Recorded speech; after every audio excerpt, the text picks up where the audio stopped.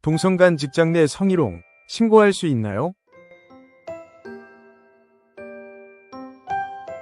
직장 내 성희롱이란 사업주 상급자 또는 근로자가 직장 내 위치위를 이용하거나 업무와 관련하여 다른 근로자에게 성적 언동 등으로 성적 굴욕감 또는 혐오감을 느끼게 하거나 성적 언동 또는 그 밖의 요구 등에 따르지 아니하였다는 이유로 근로조건 및 고용에서 불이익을 주는 것을 의미합니다.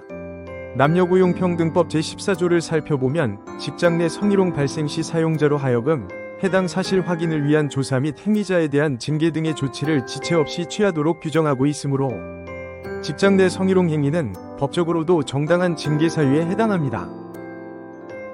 직장 내 성희롱의 행위자 범위는 사업주부터 상급자, 동료 및 하급 직원까지 모두 포함되는데요. 이때 행위자와 피해자의 성별 여부는 무관하기 때문에 동성 간 직장 내 성희롱 또한 당연히 성립할 수 있습니다. 피해자가 해당 행위로서 성적 굴욕감이나 혐오감, 수치심을 느꼈다면 이는 직장 내 성희롱으로서 인정될 수 있습니다. 성적 굴욕감을 느끼게 하는 행위인지 판단 기준은 다음과 같습니다.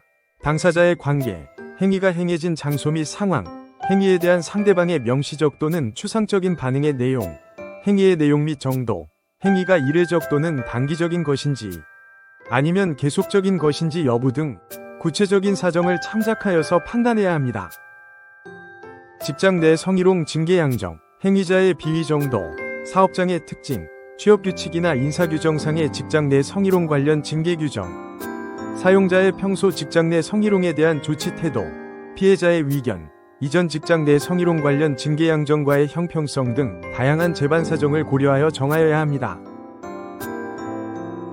사용자는 동성 후배 직원에게 신체적 성희롱을 반복한 근로자에 대하여 징계 예고 처분하였습니다. 이에 해당 근로자는 징계 양정의 과도함을 주장하며 부당해고 구제 신청을 제기하였습니다. 이에 근로자의 비위 행위가 모두 징계 사유로 인정되고 그 비위 행위의 정도에 비한 구체적인 판단 근거는 다음과 같습니다.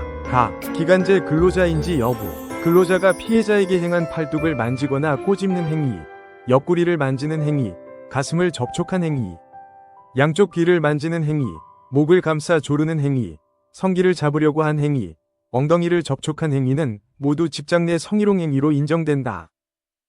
징계 양정의 적정성 여부. 첫 번째, 직장 내 성희롱 관련 비위행위 7가지 모두 징계 사유로 인정되는 점. 두 번째, 인사규정 시행규칙이 성희롱 행위 관련 비위에 대해 징계를 감경할 수 없다라고 정하고 있는 점. 세 번째, 공단이 2020년 발표한 쇄신대책은 성비위 등 비위 정도가 중한 경우 1회 위반 시에도 해임 이상으로 제재하도록 정하고 있는데 성희롱에 대하여 엄중하게 처리하려는 사용자의 판단을 존중할 필요가 있어 성희롱에 대하여 엄중하게 처리하려는 사용자의 판단을 존중할 필요가 있어 보이는 점. 네 번째, 근로자의 징계 이전에도 부적절한 신체 접촉을 한 직장 내 괴롭힘 근로자에 대해 파면 내지 해임의 징계 처분을 하였음이 확인되는 것으로 볼 때 근로자에 대한 징계가 형평성에 위배된다고 볼 수 없는 점.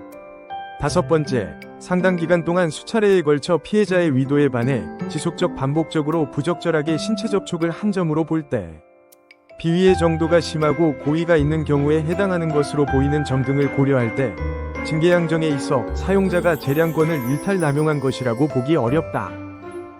징계 절차의 적법성 여부. 징계 절차 과정에서 근로자는 징계위원회와 재심징계위원회에 모두 출석하여 소명하는 등 징계 절차상 하자는 없다. 초심의 판정단은 부적절한 행위를 지속한 것은 정당한 징계 사유에 해당하며 회사는 공공기관으로서 일반 사기업에 비해 더 높은 도덕성이 요구되는 점 등을 바탕으로 해당 징계 예고는 정당하다고 판정하였습니다.